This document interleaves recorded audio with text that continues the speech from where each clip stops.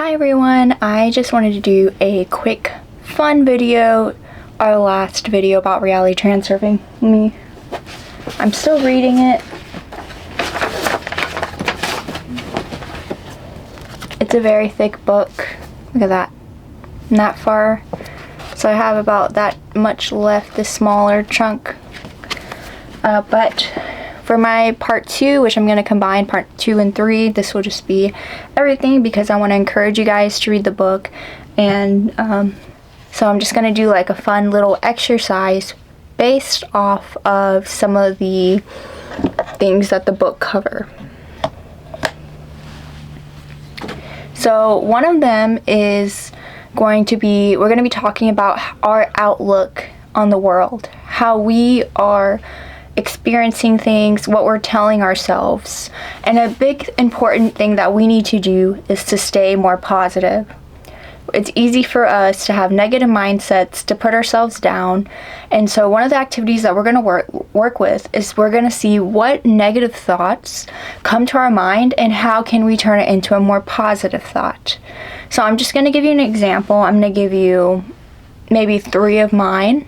And then I encourage you to do the same for yourself. So these are activities that I want you guys to try out. So one of my things that I can tell myself is that I'm not talented enough. How can I ever make it if I'm not talented enough? Well, the positive side that I've seen to be true for me is that every time I set out to learn something, I have always learned it.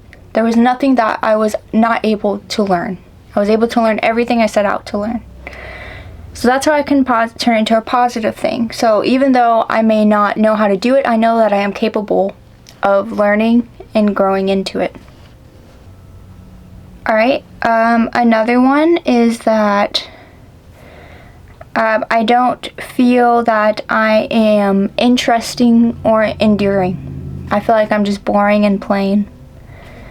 Well, on the flip side of that, even though I may not feel that way about myself, the positive qualities I feel about myself is that I know that I am a very hardworking person. I always set out, whatever I set out to do, I do it.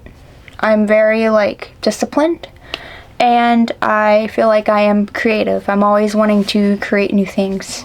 Whether it be writing or making a fun video. Ooh, that looks kind of cool. Creativity.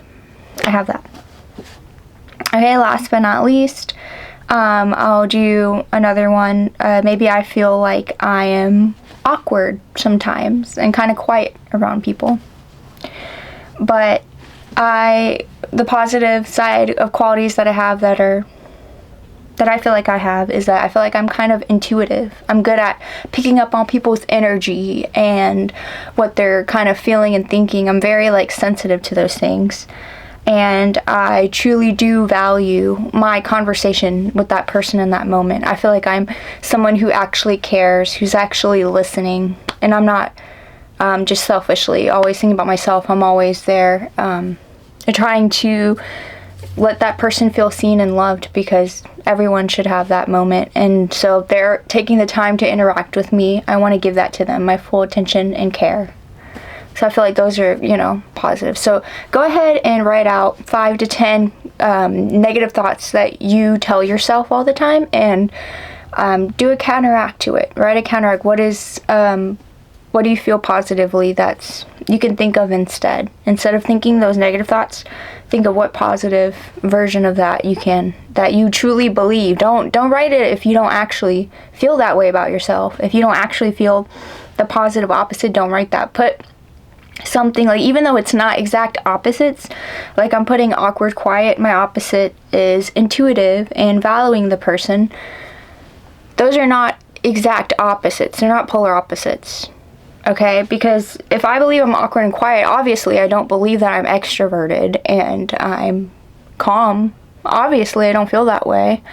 So that's why that is not my opposite positive trait. I put truly what positive traits I feel about myself and put those down, so that when I'm going about looking at the world and interacting with it, I'm thinking about my positive qualities and how can I let what I believe are my positive qualities shine even more, and making that the new focus. Alright, So that's the point of that activity. And our second activity that we're going to do is our figuring out what is our true heart desires. False heart desires are going to make you uncomfortable thinking about them. You're not truly going to enjoy doing them. It's going to feel like an obligation.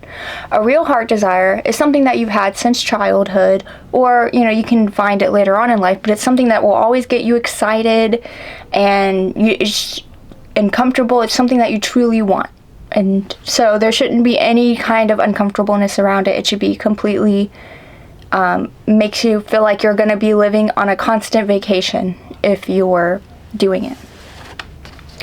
So I'm just going to put a couple of mine. You can put as many as you want, and I'm going to give you an array. So like, example, it doesn't always have to be work. I want to run a 10K. That's on my list. I really want to run a 10K. I want to own my own home one day. It'd be awesome. And I want a reading nook in my home. That would be really cool. Like a place I have my little bookshelf, a little seating area, and could just like little bean bag and relax and read on it. That's lovely. I do have work related things. I want to publish a book, a fiction book. I'm working on it now, but it's truly a heart desire. It's something that I've been doing since I was 6 years old, and that I really feel passionate and that I love doing. I want to work on film sets. I truly get excited about it. It doesn't feel like an obligation. It doesn't feel like, oh, I'm just doing it to survive and make money. I truly love it. So, again, these are just some examples, and I have many more, but, if this is the internet, I'm not going to tell you everything. But I'm just giving an example that it can literally be all types of different heart desires and goals that you can work towards. So anyways, these are the two these are the two activities that I invite you to go ahead and try on your own. And so while you're doing that, you can stay focused on the goals that you want to accomplish truly, and you can go about it in a mindset that is healthy and beneficial for you. And those are kind of the things that this book really does represent. So again, I recommend reading Reality Transurfing if you want to learn how to properly go about your goals, how to create that mind and heart connection, how to make them unified. I encourage you guys to read this book. This has been one of my favorite books I've ever read, ever. So, I have many more on the list, but so far out of everything I've read, this has been my favorite by far. I am obsessed with this book, and I'm going to probably read it over and over again. It's amazing. Okay. Anyways, thanks you guys for watching. I encourage you to try these activities out yourself, and good luck on your goals in life. P.S. Kitten's doing okay. She's over here napping next to me. Hi, Bobby. You sleepy? Yeah, she's not responsive. That's how sleepy she is. But yeah, she was sleeping next to me. She's doing great. She's almost 6 years old now. But she's still cute as ever.